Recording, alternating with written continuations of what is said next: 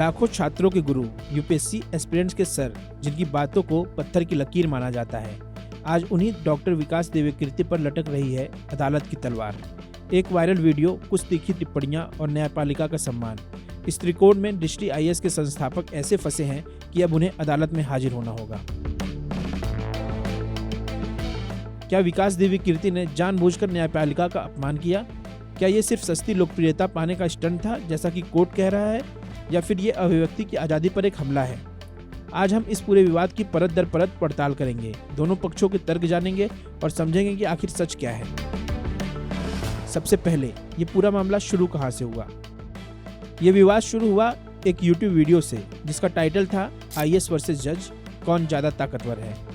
इस वीडियो में विकास दिव्यकीर्ति आईएएस और जज की शक्तियों की तुलना कर रहे थे, लेकिन इसी तुलना के दौरान उन्होंने कथित तौर पर कुछ ऐसी बातें कह दी जिन्हें न्यायपालिका के लिए अपमानजनक माना गया। वीडियो की विवादित बातें क्या थी?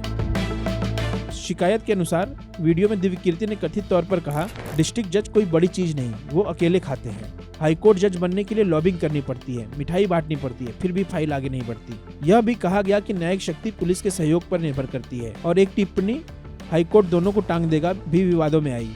इन्हीं टिप्पणियों पर आपत्ति जताते हुए अजमेर के एक वकील कमलेश मंडोलिया ने कोर्ट में शिकायत दर्ज करा दी। उनका कहना था कि इन बातों से न केवल कानून से जुड़े लोगों की भावनाएं आहत हुई, बल्कि आम जनता का न्यायपालिका पर भरोसा भी कमजोर होता है। शिकायत तो हुई, लेकिन मामला तब गरमाया जब अजमेर की एक अदालत ने इस पर संज्ञान ले लिया। कोर्ट ने जो कहा वो विकास दिव्यकीर्ति के लिए एक बड़ा झटका है। प्रथम दृष्टया सबूत। कोर्ट ने कहा कि पहली नजर में इस बात के मजबूत सबूत हैं कि दिव्यकीर्ति ने दुर्भावनापूर्ण मंशा से न्यायपालिका का अपमान किया। मकसद, लोकप्रियता।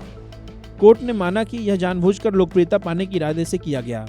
अपमानजनक भाषा। वीडियो में न्यायपालिका के खिलाफ अपमानजनक और व्यंग्यात्मक भाषा का इस्तेमाल हुआ। माफी नहीं मांगी।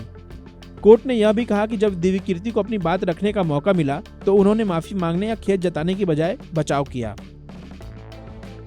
कोर्ट ने इस मामले को आपराधिक रजिस्टर में बीएनएस की धारा 356 और आईटी एक्ट के तहत दर्ज करने का आदेश दिया और विकास दिव्यकीर्ति को 22 जुलाई को व्यक्तिगत रूप से पेश होने का समन जारी कर दिया। अब सवाल उठता है कि इन गंभीर आरोपों पर विकास दिव्यकीर्ति का क्या कहना है। उन्होंने अपनी सफाई में 3 बड़ी बातें कही। विकास दिव्यकीर्ति का पक्ष। उनका पहला तर्क था कि जिस यूट्यूब चैनल पर वीडियो अपलोड हुआ उससे उनका कोई लेना देना नहीं है। यह वीडियो किसी थर्ड पार्टी ने उनकी इजाजत के बिना एडिट करके डाला है। दूसरा तर्क था कि उनकी टिप्पणियां किसी व्यक्ति या समूह पर नहीं, बल्कि प्रशासन पर एक सामान्य टिप्पणी थी, जो अभिव्यक्ति की स्वतंत्रता के अधिकार के तहत आती है। उन्होंने यह भी कहा कि शिकायतकर्ता को पीड़ित व्यक्ति नहीं माना जा सकता, क्योंकि वीडियो में उनका या किसी विशेष समुदाय का नाम नहीं लिया गया। लेकिन अदालत ने उनके इन तर्कों को खारिज कर दिया। थर्ड पार्टी वाले तर्क पर कोर्ट ने कहा कि एक शिक्षक और संस्था के निदेशक के तौर पर उन्हें पता होता है कि उनका भाषण रिकॉर्ड हो रहा है और सार्वजनिक हो सकता है। अभिव्यक्ति की आजादी वाले तर्क पर कोर्ट ने प्रशांत भूषण और अरुंधति राय मामलों का हवाला देते हुए कहा कि इस अधिकार की आड़ में न्यायपालिका का अपमान नहीं किया जा सकता। तो अब तस्वीर बिल्कुल साफ है। एक तरफ है लाखों छात्रों के आदर्श शिक्षक विकास दिव्यकीर्ति, जो इसे अभिव्यक्ति की आजादी और एक सामान्य अकादमिक चर्चा बता रहे हैं। दूसरी तरफ है देश की न्यायपालिका, जो इसे अपनी गरिमा और विश्वसनीयता पर एक दुर्भावनापूर्ण हमला मान रही है। यह मामला सिर्फ विकास दिव्यकीर्ति का नहीं है, बल्कि यह एक बड़ी बहस को जन्म देता है। अकादमिक चर्चा और अपमान के बीच की बारीक रेखा कहाँ है? क्या सोशल मीडिया पर लोकप्रियता पाने की होड़ में संस्थाओं का सम्मान दांव पर लगाया जा रहा है? और क्या न्यायपालिका की आलोचना को हमेशा उसकी अवमानना माना जाना चाहिए? इस मामले की अगली सुनवाई 22 जुलाई को होनी है और उस दिन सबकी नजरें अजमेर की अदालत पर होंगी। इस पूरे मामले पर आपकी क्या राय है? क्या आप विकास दिव्यकीर्ति के तर्कों से सहमत हैं, या आपको लगता है कि कोर्ट का रुख सही है?